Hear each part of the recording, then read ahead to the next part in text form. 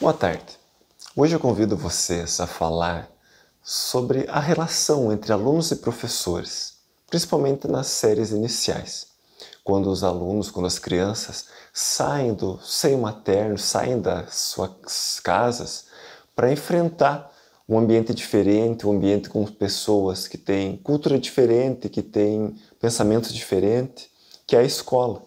E ao mesmo tempo essas crianças têm que interagir com outras crianças também diferentes, que também foram criadas por pais diferentes, que também têm costumes diferentes. Então é um momento delicado para a criança. E o professor nessa fase, principalmente nessa fase, tem que ter muita delicadeza, muita sensibilidade para conseguir acolher o aluno, motivar ele a estudar, gostar da aula, gostar da sala de aula, conseguir integrar ele aos colegas.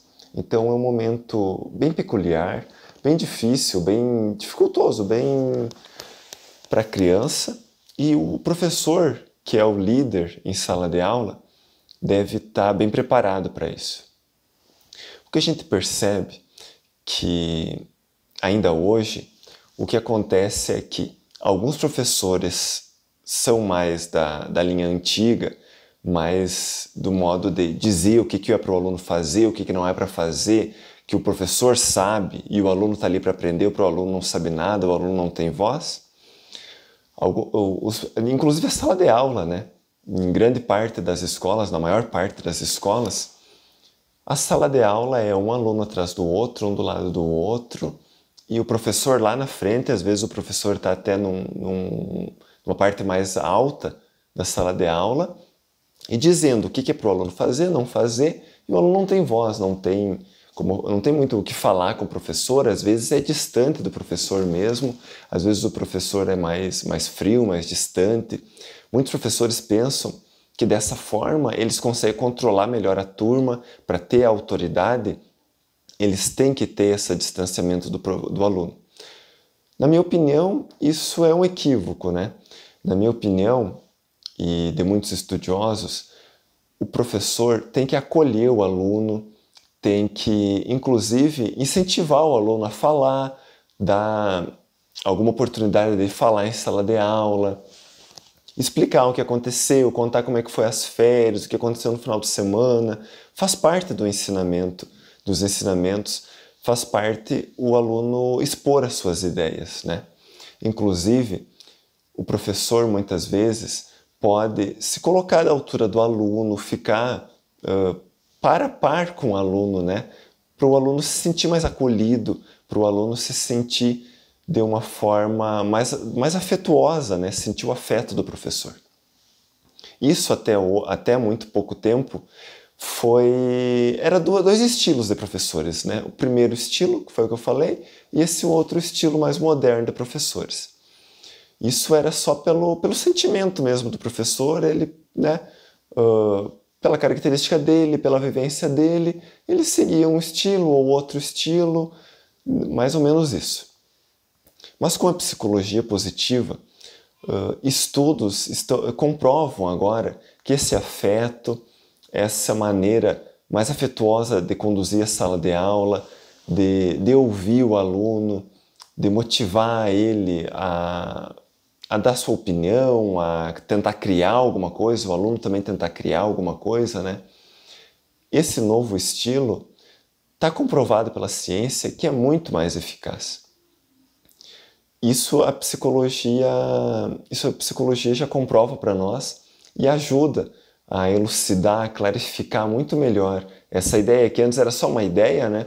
Era só um sentimento das pessoas pensando, é melhor assim ou é melhor de outro jeito. Agora a ciência, a psicologia, na verdade, psicologia positiva por meio da ciência, consegue comprovar que realmente o professor mais afetuoso, o professor que desperta a criatividade do aluno, ele tem até um desempenho melhor, né? O professor, claro que em conjunto com o aluno, porque o aluno tem um desempenho melhor quando ele é ensinado numa escola com essas características. Primeiramente, a psicologia positiva ajudou muito o mundo empresarial, né? O mundo corporativo. O mundo corporativo, claro, quer lucros e muitas vezes menos despesas e mais lucros.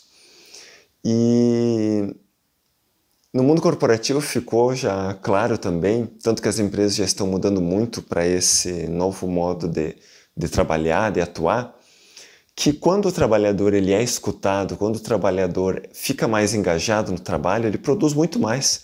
Ele produz ele trabalha com vontade, ele, se fala no jargão popular, né, ele veste a camisa da empresa. Ele trabalha sabendo porque ele gosta da empresa, porque ele se sente confiante que aquela empresa realmente faz o que diz, né? Que aquela empresa ajuda a sociedade, que aquela empresa faz algo bom, né? Que aquela empresa ajuda a construir um mundo melhor. E desse modo, o trabalhador também trabalha muito mais engajado, muito melhor, produz muito mais para a empresa e a empresa também, claro, os líderes também percebem isso e é muito melhor, né, para todo mundo, para a empresa e para os números da empresa, né? Por conta disso, no mundo corporativo, cada vez mais, o líder também deixa de ser aquele líder que ditava ordens, o João faz tal coisa, o Pedro faz outra coisa, a Maria faz uma terceira coisa. O líder para só de ditar tarefas e dizer o que é para cada um fazer. O líder é muito mais um líder de ajudar o colaborador, o trabalhador, a crescer na empresa, de se desenvolver, o trabalhador em si também se desenvolver, fazer cursos e inclusive ser escutado na empresa. Muitas vezes um trabalhador que seria um chão de fábrica, um trabalhador que antigamente era dado menos importância a ele, às vezes ele tem uma ideia muito importante para dar para a empresa e que vai ajudar todas as pessoas que trabalham ali e vai ajudar inclusive os números da empresa a crescer, né? E isso já está crescendo muito no mundo corporativo, né? E a psicologia positiva ajudou muito isso também. E, inclusive para o bem-estar do trabalhador no trabalho, né? No ambiente corporativo. E ligado a tudo isso está o Dr. Polzak. Ele é doutor em economia, né? Ele é formado em economia, mas mais de 10 anos, ele estudou sobre o hormônio ocitocina. Primeiramente, esse hormônio era muito conhecido apenas na medicina, né? Porque é um hormônio liberado em grande quantidade logo após o parto e ajuda também no aleitamento materno, né? E consequentemente, ou junto com tudo isso, esse hormônio ajuda na criação desse vínculo que, na minha opinião, é um dos maiores vínculos que existe, né, no mundo, que é entre a mãe e a criança. E o Dr. Polzak começou a fazer estudos, há mais de 10 anos, ele estuda sobre isso, e estudos sobre esse hormônio, e ele acabou verificando que esse hormônio também é liberado em menores quantidades, mas é liberado em diversas outras ocasiões da vida. Num abraço, né? Demonstra-se o afeto de uma pessoa pela outra. E isso é a liberação dessa ocitocina para ambas as pessoas. E numa escuta, né, também, numa conversa em que as pessoas estão verdadeiramente escutando um ao outro, estão dispostas a escutar, estão com a atenção voltada um ao outro, também há muito da liberação desse hormônio ocitocina. E esse hormônio, claro, faz a ligação entre essas duas pessoas, a conexão, a relação entre elas fica muito melhor. Os professores, sabendo disso, eles podem, não apenas, como a gente falou no início, não apenas ser mais afetuosos com os alunos, apenas por uma característica inata dele, mas sabendo que isso é importante para a relação entre os alunos e sabendo que com essa liberação de ocitocina, com esse afeto, as crianças vão ter um desenvolvimento muito melhor, vão aprender mais e vão estar confiantes, né, no grupo que eles estão inseridos muito melhor. O professor pode se desenvolver e aprender como fazer isso E sabendo que a ciência comprova isso também, aquele professor que é mais distante do aluno, que tem aquela característica mais fria ou mais distante, ele pode tentar mudar essa característica dele. E a direção de escola ou as pessoas que lidam com a contratação de professores também podem começar a exigir mais um professor afetuoso, porque isso vai desenvolver melhor os alunos e também para a escola vai ser melhor, né? Para a sociedade vai ser muito melhor tudo isso. Sendo a sala de aula um ambiente de liberação de ocitocina, né? De afeto, um ambiente em que o professor escuta o aluno, que tem um afeto, o aluno vai se sentir mais seguro. Então, porque vai ter uma relação melhor. A relação entre o aluno e o professor, sendo uma relação de afeto, o ambiente vai ser um ambiente seguro. A criança, estando num ambiente seguro, ela também vai estar mais propícia a aprender, vai ser mais fácil dela dar uma opinião dela ou de criar algo novo, vai ser um ambiente de maior criatividade também. A sala de aula, se esse ambiente for um ambiente seguro, a criança não vai ter aquele medo que a gente antigamente tinha, a medo de erguer a mão e falar alguma coisa e o professor dizer, não, está errado. Então, o ambiente de sala de aula vai ser um ambiente mais seguro e mais propício à criatividade. Antigamente, tudo bem, deu certo. A gente aprender, o professor ensinar, a gente aprender, fazer da forma certa, da forma que é aceitável, da forma que deve ser feita. Mas atualmente, né, o mundo tá mudando tanto e está caminhando para algum lugar em que fazer a mesma coisa do jeito que sempre foi feito não dá mais, não cabe mais. O mundo hoje é um mundo de criatividade, um mundo em que quem está nos maiores postos, quem tem as melhores empresas, quem tem as empresas disruptivas, né, são as pessoas criativas, as pessoas que criam algo novo, estão atentas ao que existe hoje, o que pode ser melhorado, e elas têm essa audácia de criar algo novo. E para ter essa audácia, para desenvolver essa audácia de criar algo novo, tem que haver um ambiente acolhedor, um ambiente afetivo, um ambiente de segurança. A criança tem que se sentir desde nova, já desde os primeiros anos escolares, ela tem que se sentir segura para criar algo novo na sala de aula, para dar uma ideia que parece uma ideia, pode parecer uma ideia diferente, mas ela tem que se sentir segura para isso, para essa cabeça dela, para a mentalidade dela, estar mais inserida com a criatividade, com criar algo novo, que é o que o mundo precisa e é o que o mundo cada vez vai precisar mais daqui para frente, né? Então, a escola está alinhada com isso, os professores estarem alinhados com esse pensamento, vai fazer toda a diferença. E as crianças, bom, estando nesse ambiente acolhedor, de segurança, também vai criar um ambiente de comunidade entre as crianças, que também é algo que se fala hoje e é algo que será muito maior ainda no futuro. Um ajudar o outro, conseguir contribuir alguma coisa para o trabalho do outro, essa sensação de propósito, de saber o que quer fazer, isso tudo está ligado ao senso de comunidade. E mais uma vez, tendo o professor sendo capaz de criar esse ambiente acolhedor, em que as crianças confiam umas nas outras, elas vão estar num ambiente de comunidade, de um ajudar o outro, de resolver os problemas, e um ambiente também eles vão se sentir pertencidos, né? Vão sentir esse pertencimento, que é algo tão importante e algo que, na verdade, todo mundo quer na vida, né? Todo mundo quer se sentir pertencente, todo mundo quer se sentir acolhido ou válido, né? Quer se sentir que mesmo que tenha um pensamento que não seja um pensamento igual, um pensamento da totalidade, assim, mesmo que tenha um pensamento diferente, um pensamento novo, um pensamento criativo, né? Que ele ainda assim ele tem o valor dele, que ainda assim ele é pertencente àquele grupo, àquela comunidade, né? Isso faz toda a diferença para um ambiente seguro e como eu digo, é algo que se retroalimenta.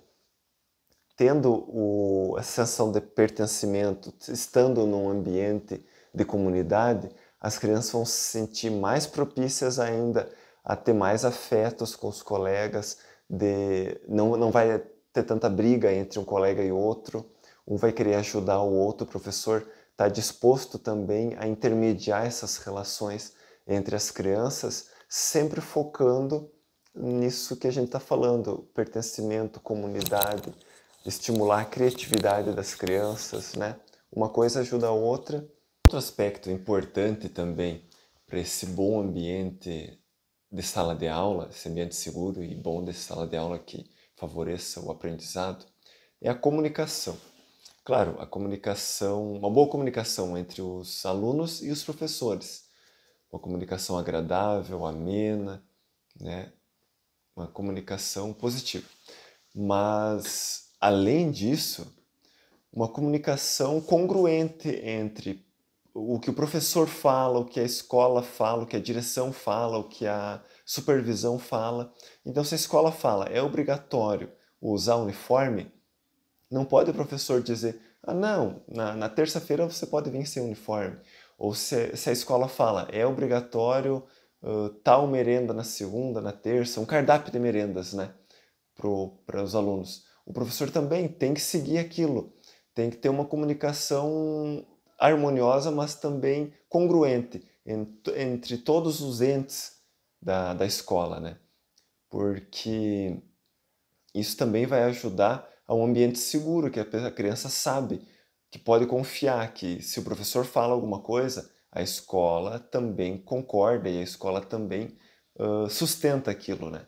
É a mesma coisa, se a escola dá alguma ordem ou manda fazer alguma coisa, o professor também vai sustentar aquilo, vai continuar.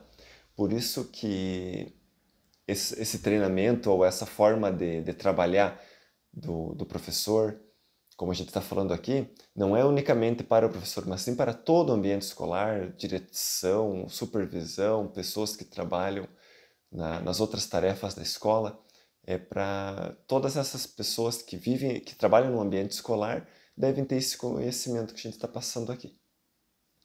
E daí, agora, né, quem está escutando deve estar pensando assim, ah, muito bom então, né, tudo muito lindo, só coisa boa, a criança pode fazer, né, qualquer coisa. Então, resumindo, não tem regras, né, a pessoa poderia pensar. Mas não, muito pelo contrário. As regras também estão aqui no nosso vídeo. As regras são importantes e as regras, claro, têm que ser seguidas. E as regras têm que ser. Só que o que a gente vai comentar nesse vídeo aqui é que as regras têm que ser bem claras. Então, a criança tem que saber exatamente o que ela pode fazer e o que ela não pode fazer, tanto dentro da sala de aula, quanto na educação física, quanto nos corredores. Como eu estava dizendo, a merenda. Tem que saber se é tal merenda para levar, se é só merenda saudável, no caso que é para levar, tem que seguir aquilo ali, não pode pegar e levar doçura ou outra merenda que não seja aquela que já está definida na escola, já foi aceita assim, né? Quando a criança foi para aquela escola, por exemplo. Então, as regras têm que existir, mas além do que só existir regras, as regras têm que ser muito claras e sempre tem que ser ditas e tem que ficar bem claro para a cabeça da criança o que pode e o que não pode em cada momento de sala de aula, né? Isso que a gente falou aqui faz parte de um círculo virtuoso, como eu falo, porque são coisas que se retroalimentam. A criança, tendo as regras bem definidas, ela vai saber como que ela pode agir, como que ela não pode agir em determinado momento na sala de aula. E também, tendo o afeto, também gera um ambiente mais acolhedor, mais seguro. As regras também ajudam no ambiente seguro, porque se a criança está na sala de aula, em algum momento ela pode fazer alguma coisa e no outro momento não pode, isso já fica estranho, já não é um ambiente seguro porque ela não sabe quando que as regras estão válidas ou não estão válidas. Por exemplo, a professora fala, não pode subir na cadeira. E daí a criança sabe, tá, não pode subir na cadeira. Daí lá um dia a professora diz, ah, hoje sobe ali na cadeira para pegar o livro que está num lugar alto. Não, aí a própria professora já está quebrando com as regras. Então a criança já não sabe, tá? Pode ou não pode, né? Em algum momento pode, depois não pode. Então, ter as regras bem claras faz com que esse ambiente escolar também seja seguro.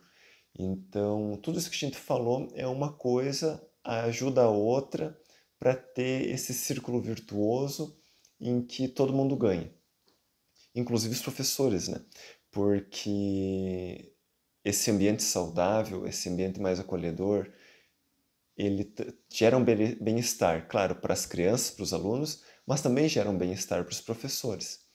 E esse bem-estar que está nos alunos, esse bem-estar dos alunos, ele pode ser traduzido em melhor rendimento escolar e um melhor sucesso acadêmico. Isso são trabalhos também, trabalhos científicos que comprovam isso, inclusive. Ficando isso, a gente teve uma meta-análise com 213 estudos de 270 mil alunos do ensino fundamental, do ensino infantil, na verdade, até o ensino médio. E alunos que tiveram esse ensinamento, algum ensinamento socioemocional, pontuaram 11% mais alto em testes escolares do que aqueles outros alunos que não tiveram nenhum ensinamento socioemocional.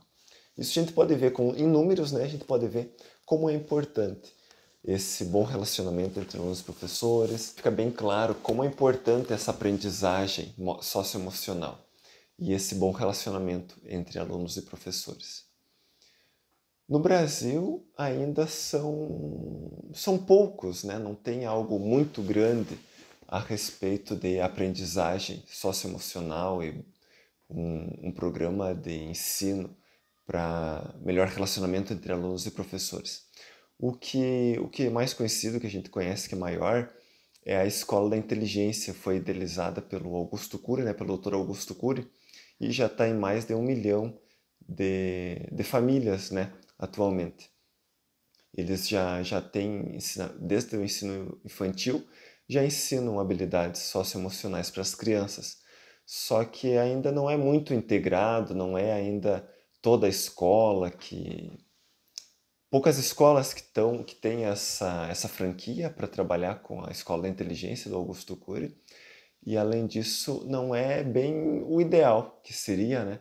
Mas já é um começo, já é algo que a gente tem disponível em escolas aqui do Brasil. Então, a gente pode falar que essas características do professor em ter um bom relacionamento com os alunos, ser afetuoso e tudo que a gente falou no vídeo é algo essencial e é algo que não pode ficar de fora das escolas nesse século XXI, né? E deve ser um treinamento, isso deve ser treinado, professores, toda a equipe da escola deve ser treinado com esses ensinamentos.